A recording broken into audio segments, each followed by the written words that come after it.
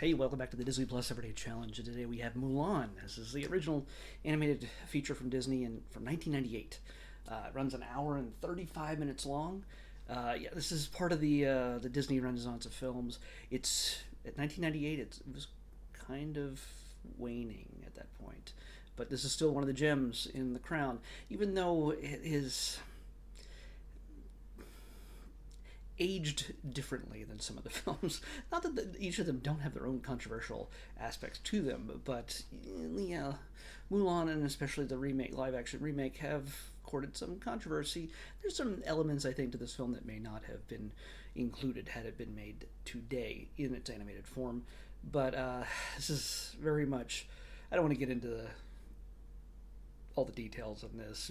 We understand this is a movie about identity. It's a movie about yeah. Just wait. Speaking of which, it seems like there's something missing. Like, wasn't there um, more sequences with cross dressing included in this? Like in the makeover scene at the beginning, I thought there was more to it. I don't know. I don't remember it. I think I haven't seen this since 1998. It's been that long. This is my first time watching it in forever. Of course, it's always good to hear the voice of Ming-Na Wen. She's now Fennec Shand in The Mandalorian and also in The Bad Batch. She is also Agent May in Agents of S.H.I.E.L.D. She's done lots of other stuff. She even did appear also in the live action remake of Mulan. You can see her, and she's in a very brief scene. Think she is sort of realistically and symbolically handing over the character to the new actress. You'll have to see. But of course, there's also Eddie Murphy. He's Mushu, the character that was not in the live action remake, but it's kind of a requirement to have an animal sidekick in every single one of these Disney adventures. You know, Ariel had Sebastian, and well, Belle had Beast. I don't know. Belle had pretty much everybody that was tragically turned into furniture and kitchen utensils. Still unsettling that you turn a child into a cup. That's just that's some twisted stuff. Anyway, we're talking about Mulan. Mulan is, of course, based on a true story. If you decide to go researching how that true story happened, it is not the Disney version at all. It is very, very different, and this is well, it's the Disney way to turn a story of a courageous woman who takes on the identity, joins the army to fight off the Huns, only to be discovered as a woman while she does everything she can to give honor to her family and fight in the place of her father, who is too injured and older from previous wars that he's fought in to go to battle himself, even though he is sworn to do so. So, yeah, she takes on that role, and of course, it's discovered eventually. It always has to happen, and she's shamed because, well, she's a woman. Women just don't do that kind of thing. They're objects to be owned and pursued and owned and or purchased or whatever. That's just the way the world worked back then, and thank God it doesn't work that way now. In most places, we'd hoped. Of course, yeah, it's still a touchy subject. It's uncomfortable to talk about. Yeah, women are not property, and women are not defined by what society decides their role should be, especially men. There's a lot of gender politics throughout this. There's a lot of identity politics throughout this film. It's a little bit cringeworthy, but it also plays on the stereotypes in a humorous way when it comes to being manly and being a woman. It plays on all those tropes, and it does a decent job of it. It doesn't say that this is right, this is absolutely the way it should be. It actually is saying that it is not. It is not exactly how things are.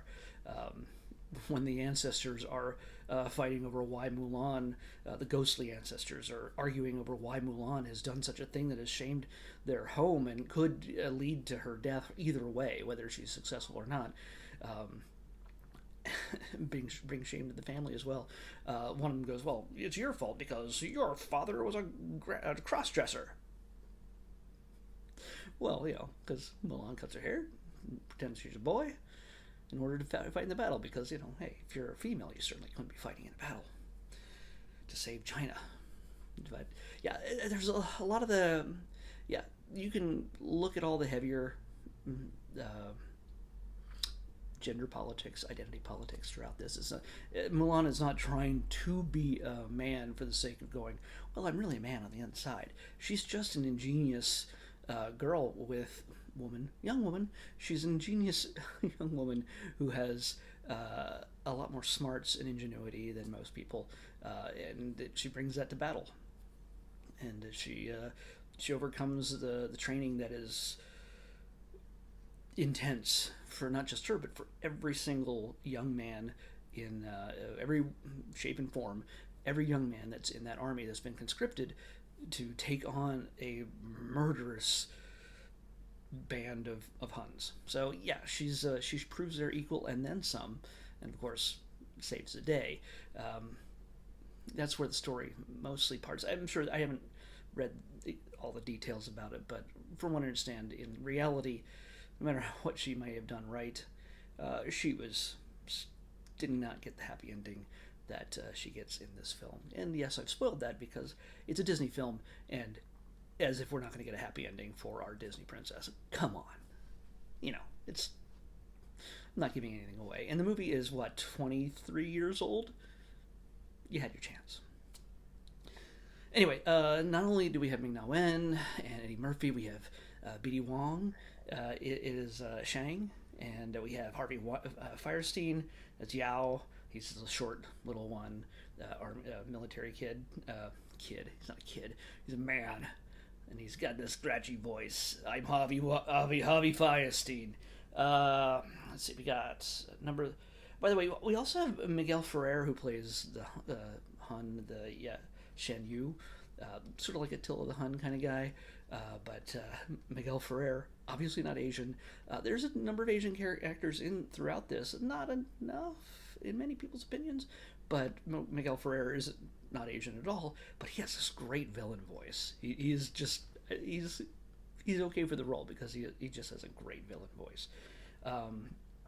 James Hong plays Chifu, the advisor who kind of undermines Shang's leadership in the absence of his father, and he's just obnoxious. But of course, we also have George Takei as the first ancestor, and then we have Pat Morita, Mr. Miyagi, as the emperor. So you get a lot of great history of classic actors and also some up and comers at the time, like Ming-Na Wen. I'm sure she did a lot of stuff before that, but this is kind of her big Disney breakthrough kind of thing, and it's led to so many other work within Disney in the Marvel universe and now the Star Wars universe. And B.D. Wong, who has just done so many different things over the years. Check out his IMDb. He's a prolific actor, and he's one of the greats. So yeah, there's so many people in this, it's worthwhile checking out. Of course, if you've never seen it, or if you haven't watched it in a good long while, this is... You gotta have, like going back to the animal sidekick of Mushu, making all the wacky references, modern day references, talking the modern day talk. It's meant to diffuse what would be a very serious, much like the more mature live action version. It's a Disney film for kids, and if it was just about a girl going to war, it'd be very, very serious. And yes, the other soldiers are goofy and wacky, and there's the weird embarrassment of her trying to take a bath in the lake, and all these naked men suddenly running into the lake to join her, and her going, that's comedy. That's comedy. So, but without Mushu, it would be kind of a bit more serious and a bit more intense. This is meant to be fun for kids. So yeah, there's action that will thrill them, but Mushu is, as Eddie Murphy as Mushu, is just good, crazy fun. Always calling the horse a cow, and it's just he gets everything wrong, and he's trying to prove himself as well. And the whole point of this, a lot of this, is trying to prove yourself no matter who people believe you to be. Uh, Same for Mulan, same for Mushu. Even Cricket is like, I'm a lucky cricket. He's not a lucky cricket, maybe. But yeah, there's all sorts of different levels to this movie. So yeah, it was a neat little refresher to see this after honestly 20. I don't think I'd watched it in 23 years. But hey, it's part of the Disney Overview. Worth checking out once again. A classic to be sure. Let's pick tomorrow's episode. 594. 594. Toward the end.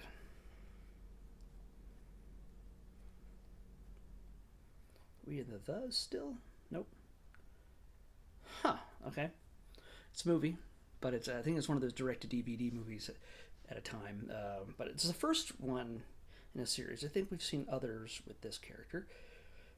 It's a spin-off of Peter Pan. We're in the T's. Who do you think it is? It is Tinkerbell. So yeah, we have the Tinkerbell movie to watch on the Disney Plus Everyday Challenge. I'll see you back here tomorrow with that.